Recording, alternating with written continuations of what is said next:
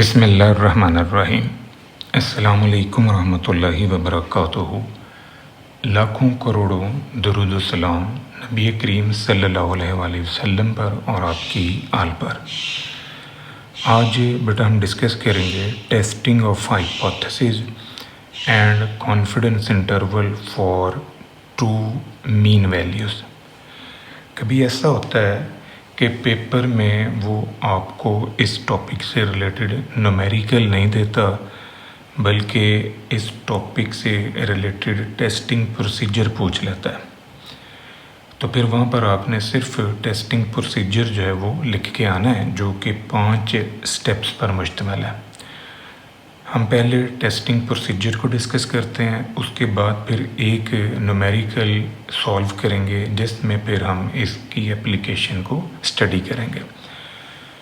Testing procedure में हमारा जो पहला स्टेप है वो है नल एंड अल्टरनेट हाइपोथेसिस की डिज़ाइनिंग का। नल हाइपोथेसिस में हमारे पास 3 पॉसिबल ऑप्शंस हैं।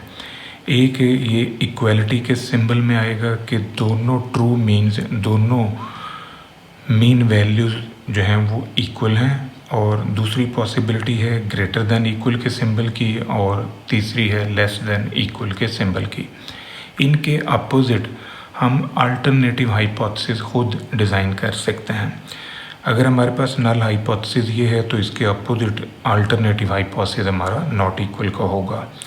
अगर नल हाइपोथेसिस हमारा ये है तो इसके अपोजिट जो अल्टरनेटिव हाइपोथेसिस है वो लेस देन का होगा। अगर नल हाइपोथेसिस इस फॉर्म में है तो फिर अल्टरनेटिव हाइपोथेसिस हमारा ग्रेटर देन की फॉर्म में होगा। आपने ये बात जहन में रखनी है कि जो भी क्वेश्चन आपको दिया जाएगा, इन 6 पॉसिबिलिटीज़ में से कोई एक आपको देगा। यानी 3 नल हाइपोथेसिस की हैं, 3 हमारे पास अल्टरनेटिव हाइपोथेसिस के हैं। इन 6 में से कोई एक देगा। जो आपको दी जाएगी उसके अपोजिट आपने खुद बना लेनी है। दूसरा स्टेप है हमारा लेवल ऑफ सिग्निफिकेंस का।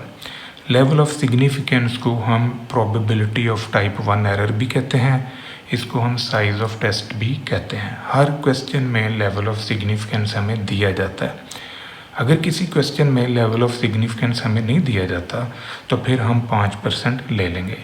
ये वो वैल्यू है जिसके ऊपर हम अपने हाइपोथेसिस को रिजेक्ट करते हैं, यानी नल हाइपोथेसिस को रिजेक्ट करने की जो प्रोबेबिलिटी है उसे हम अल्फा कहते हैं, level of significance. Test statistic जो है हमारे पास ये वाला यूज़ होगा। अब इसमें जो कैलकुलेशन इस्तेमाल हो रही हैं वो सारी आपने पहले सॉल्व करनी है। y1 कैप की वैल्यू आप इसमें से x की कीमत रख के निकालेंगे। y कैप 2 की वैल्यू आप इसमें x2 की कीमत रख के निकालेंगे। b1 a1 b2 a2 के लिए ये फार्मूलाइज हम यूज़ करेंगे। पूल्ड वेरिएंस के लिए हमारे पास ये फार्मूला होगा। इसको हम सॉल्व कर सकते हैं इस तरह, और इस सम ऑफ स्क्वायर ऑफ रेजिड्यूल को हम सॉल्व कर सकते हैं इस तरह। अब यहाँ पर a1 b1 और a2 और b2 की जो वैल्यूज़ हैं ये आपने निकाली हुई हैं, ऊपर वो आप यूज़ करेंगे। यहाँ मैंने 2 लिखा है, ये एक्चुअली 1 है। इसी तरह जो SSX1 है, sum of square of x1, उसके लिए हम ये फार्मूला यूज़ कर रहे हैं। सम ऑफ स्क्वायर ऑफ x2 के लिए हम ये फार्मूला यूज़ करेंगे। फर्स्ट ऑफ ऑल हम ये सारी कैलकुलेशंस करेंगे, उसके बाद फिर हम ये वैल्यूज़ जो हैं टेस्ट स्टैटिस्टिक में रखेंगे, तो यहाँ से हमें t की वैल्यू मिल जाएगी। इसके बाद हमारा स्टेप है क्रिटिकल रीजन का। क्रिटिकल रीजन जो है इसमें आपने 2 बातों को जहन में रखना है, एक अल्फ़ा की वैल्यू और दूसरा अल्टरनेटिव हाइपोथेसिस का सिंबल। अगर हमारा अल्टरनेटिव हाइपोथेसिस नॉट इक्वल का है तो इट मीन्स कि हमारा जो क्रिटिकल रीजन है वो दोनों साइड पर फॉल कर रहा है, वो इस तरह का होगा। 2 टेल टेस्ट भी इसको हम कहते हैं। और अगर अल्टरनेटिव हाइपोथेसिस हमारा ग्रेटर देन का है तो इट मीन्स कि हमारा जो क्रिटिकल रीजन है वो सिर्फ राइट साइड पे आ रहा है। अगर अल्टरनेटिव हाइपोथेसिस लेस का है तो फिर क्रिटिकल रीजन हमारा लोअर साइड पर आ रहा है। अब जो अल्फ़ा है, अल्फ़ा हमें ये आइडिया देता है कि क्रिटिकल रीजन का साइज़ कितना होगा। अगर अल्फ़ा की वैल्यू बड़ी है तो क्रिटिकल रीजन का साइज़ भी बड़ा होगा, और अगर अल्फ़ा की वैल्यू छोटी है तो क्रिटिकल रीजन का साइज़ भी छोटा होगा। इट मीन्स कि जो साइज़ ऑफ क्रिटिकल रीजन है ये डायरेक्टली प्रोपोर्शनल है टू साइज़ ऑफ टेस्ट। इसके बाद हम रिज़ल्ट लिखेंगे। रिज़ल्ट में हमारे पास ये जो कैलकुलेटेड वैल्यू आई है टी की, इसको हमने इस टैबुलेटेड वैल्यू से कंपेयर करना है। अगर हमारी ये कंडीशंस पूरी हो जाएं तो हम अपने हाइपोथेसिस को रिजेक्ट करेंगे, अदरवाइज़ हम उसे एक्सेप्ट कर लेंगे। इसका मतलब ये है कि अगर हमारी ये कैलकुलेटेड वैल्यूज़ जो हैं ये CR में गिरेंगी तो फिर हम हाइपोथेसिस को रिजेक्ट करेंगे, और अगर ये वैल्यूज़ हमारी AR में गिरेंगी, एक्सेप्टेंस रीजन में गिरेंगी, तो फिर हम अपने हाइपोथेसिस को रिजेक्ट नहीं करेंगे, हम उसे एक्सेप्ट कर लेंगे। इसके बाद है कि अगर कॉन्फिडेंस इंटरवल पूछ लिया जाता है तो कॉन्फिडेंस इंटरवल के लिए हम ये फार्मूला जो है ये यूज़ करेंगे। ये सारी कीमतें हम ऊपर निकाल चुके हैं, ये वाली वैल्यू हमें टेबल से मिलेगी, और एक दफ़ा आपने प्लस करना है और एक दफ़ा आपने माइनस कर देना है। अब हम एक डाटे के ऊपर इस को अप्लाई करके देखते हैं। हमारे पास ये एक डाटा है जिसमें एक डाटा हमारा A कैटेगरी का है, एक B कैटेगरी का है। इन दोनों को यूज़ करके हम पहले लीनियर रिग्रेशन लाइंस मालूम करेंगे, फिर उसके बाद बाकी प्रोसीजर जो है वो प्रोसीड होगा। तो फर्स्ट ऑफ ऑल आपने इस डाटे को यूज़ करते हुए B1 और A1 की वैल्यूज़ निकाली। यहाँ पर आपने ये कीमतें रख देनी है, यहाँ से आपको पहली लाइन मिलेगी। इसी तरह यहाँ पर जब आप कीमतें रखेंगे तो इससे आपको दूसरी लाइन मिलेगी, यानी B2 और A2 की वैल्यूज़ मिल गई। तो ये हमारे पास से फिटेड लाइंस जो हैं ये आ जाएंगी। इसके बाद आपने sum of square of residual निकालना है फॉर Y1 और sum of square of residual for Y2। A2 B2 A1 B1 की कीमतें हम ऊपर निकाल चुके हैं, वो कीमतें और बाकी डाटा जो है वो इसमें रखने से ये SSR1 और ये SSR2 की कीमत हमारे पास आ जाएगी। इसी तरह हमने SSX1 की वैल्यू निकालनी है, sum of square of X1 sum of square of X2। फिर S square Y dot XP यानी पूल्ड वेरिएंस हमने निकालना है। ये दोनों कीमतें जो है ये हम निकाल चुके हैं। एक हमारे पास 8.45 आई है और एक है 2। तो इनको सॉल्व करने से ये हमारे पास आंसर आ रहा है पूल्ड वेरिएंस का। इसका स्क्वायर रूट ले लें तो ये स्टैंडर्ड डेविएशन बन जाएगा। मीन 1 की वैल्यू और मीन 2 की वैल्यू हमने निकाल ली। अब हम Y1 कैप और Y2 कैप फाइंड आउट करते हैं। हमारे पास Y1 कैप जो है वो निकलेगा x की वैल्यू 10 रखने से, क्योंकि यहाँ पर हमारे पास जो मीन वैल्यू है वो है म्यू Y1 डॉट X1 यानी Y1 X1 पे डिपेंड करता है। तो ये X1 की जगह पर हम रखेंगे 10, यहाँ पर 10 रखने से ये Y1 कैप की वैल्यू आ गई। इसी तरह यहाँ पर X2 की जगह हम 15 रखेंगे तो इससे हमारे पास ये Y कैप 2 की कीमत आ गई। अब हमने निकालना है S square Y1 cap minus Y2 cap. तो इसके लिए ये हमारे पास फार्मूला है। ये वाली कीमत भी हम निकाल चुके हैं। यहाँ पर 10 रखेंगे, यहाँ पर हम रखेंगे 15। ये मीन SSX1 SSX2 ये सभी कीमतें हमने फाइंड आउट की हुई हैं। ये कीमतें पुटअप करने से ये हमारे पास आंसर आ गया।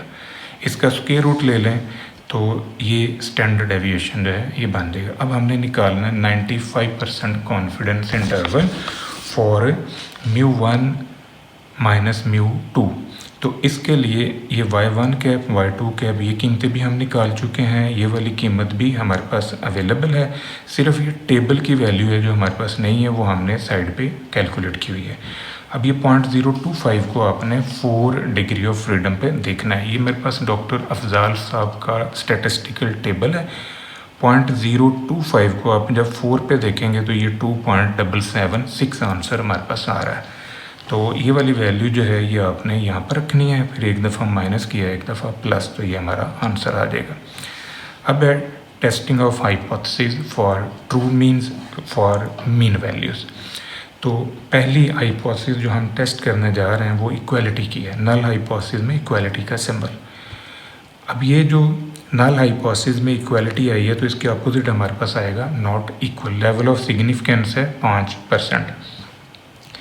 टेस्ट स्टैटिस्टिक में हमारे पास ये जो फार्मूला है इसमें कीमतें हम सभी निकाल चुके हैं, वो कीमतें पुटअप करने से ये आंसर हमारा आ रहा है। अब हमने आना है क्रिटिकल रीजन में। तो क्रिटिकल रीजन में चूँकि हमारा जो अल्टरनेटिव हाइपोथेसिस है वो नॉट इक्वल का है। नॉट इक्वल का मतलब कि आपका जो क्रिटिकल रीजन है वो दोनों साइड पर फॉल करेगा, टू साइडेड है, यानी लेफ़्ट पे भी आएगा, राइट पर भी आ जाएगा। तो ये जो वैल्यू है ये हमने अभी टेबल में देखी है, ये 2.776 आई है। ये लेफ़्ट साइड की हुई तो माइनस के साथ आएगी, राइट साइड की हुई तो प्लस के साथ आएगी। ये हमारा CR है, ये अंदर वाला AR है। अब जो हमने टेस्ट स्टैटिस्टिक की ये वैल्यू निकाली है, ये आंसर आपने देखना है कि ये CR में गिरता है या AR में गिरता है। तो हमारे पास ये जो आंसर है, ये आंसर हमारा आप नोटिस करें कि ये AR में आ रहा है। AR में आने की वजह से हम अपने हाइपोथेसिस को रिजेक्ट नहीं करेंगे, हम उसे एक्सेप्ट कर लेंगे।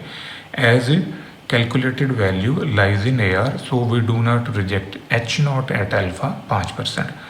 अब आप देखें कि अगर हमारा अल्टरनेटिव हाइपोथेसिस जो है वो इस फॉर्म का होता या इस फॉर्म का होता तो हमारा सारा जो प्रोसेस है वो सेम रहना है, फ़र्क सिर्फ क्रिटिकल रीजन में आके पड़ता है।